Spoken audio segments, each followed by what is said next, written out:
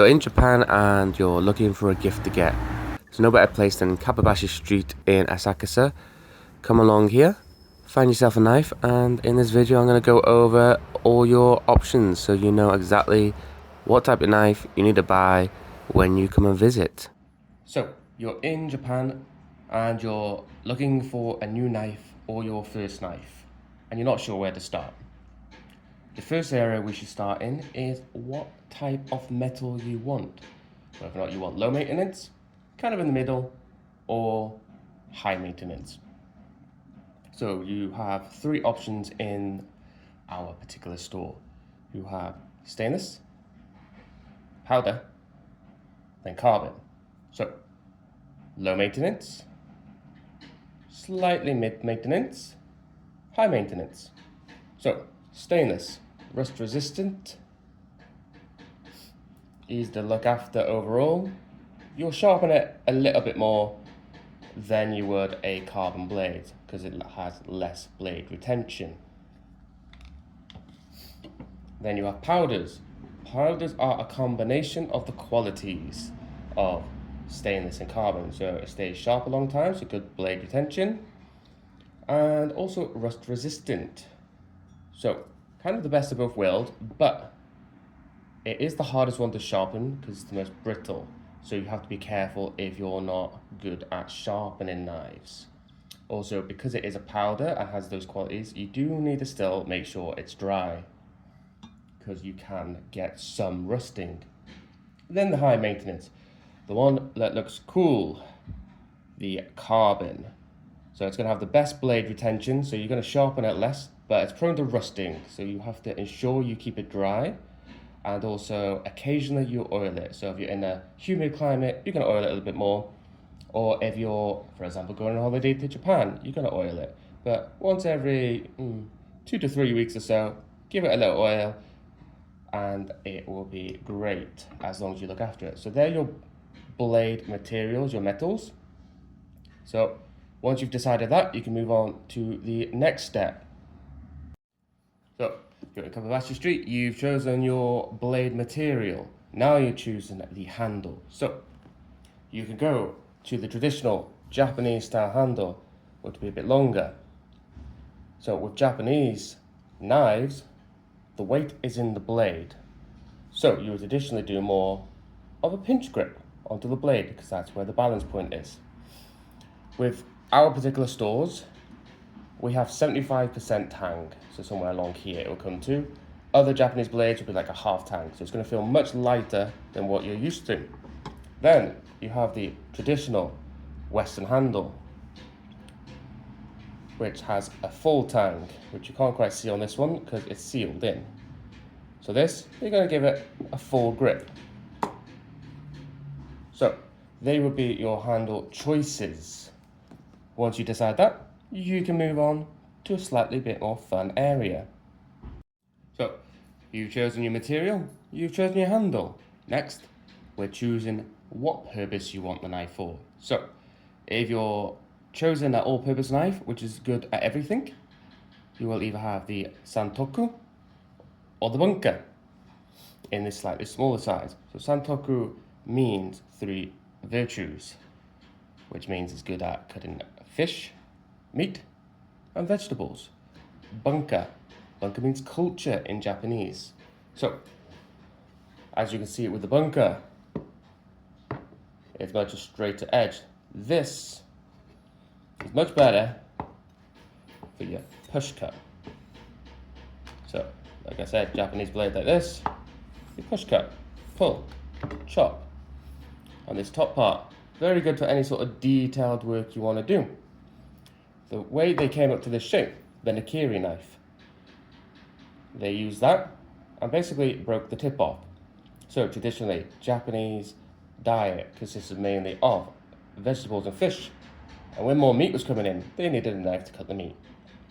So that's how they came to this shape, by breaking the tip off the Nakiri knife, hence the name bunker for that culture.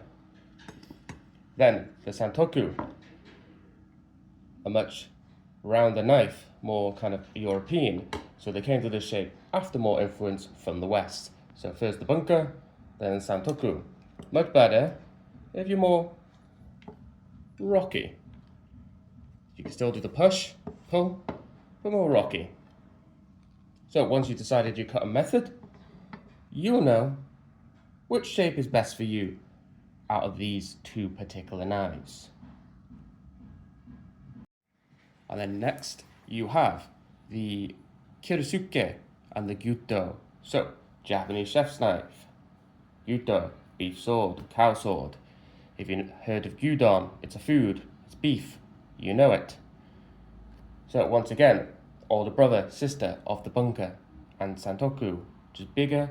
They're both brilliant when it comes to larger meats. So thinking turkey, brisket, that size, you want this size knife. Once again, this is better for that rocking motion. This is better for that push, pull, chop, the edge tip, just like the bunker, to do any detailed work. So if you need that extra size for the bigger meat, these are the two knives you can choose from, depending on what your cutting technique is. Then you start getting into the special knives.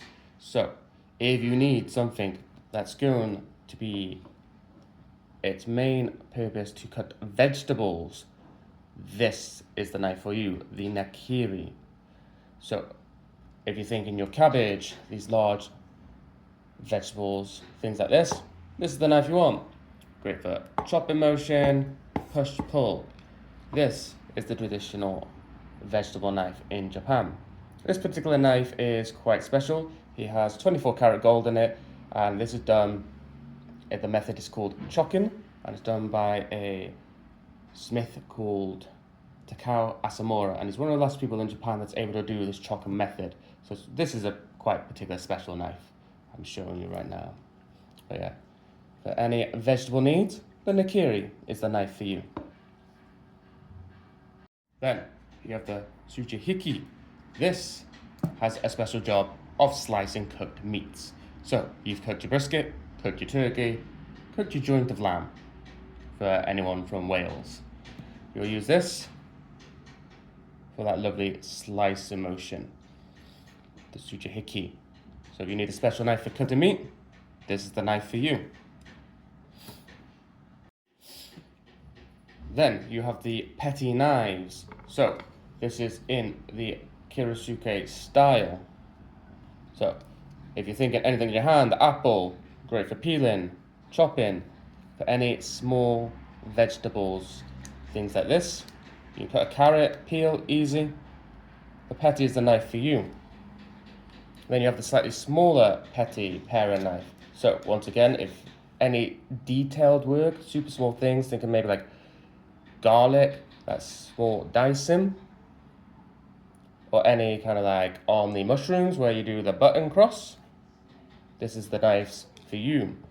So for that small detailed work, the petty paring knife is what you want to go for.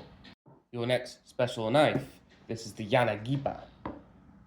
Once again, with that chopping method in there. This is your sashimi knife. So you'll use this for any work after you've filleted the fish. This is your after game knife, so you can see it's single-sided, single bevel. And that's so that you can get that smooth, lushly cutting motion when you're cutting your sashimi.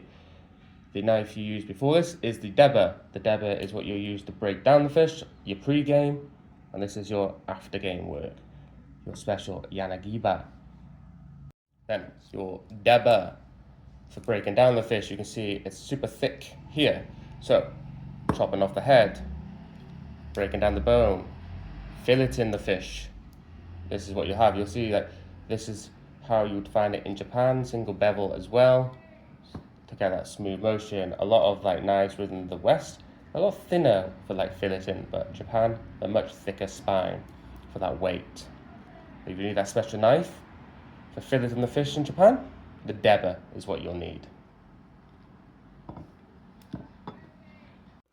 So, you now know about all the different Japanese knives, what they're used for, the different handle materials, and the type of metals to choose from.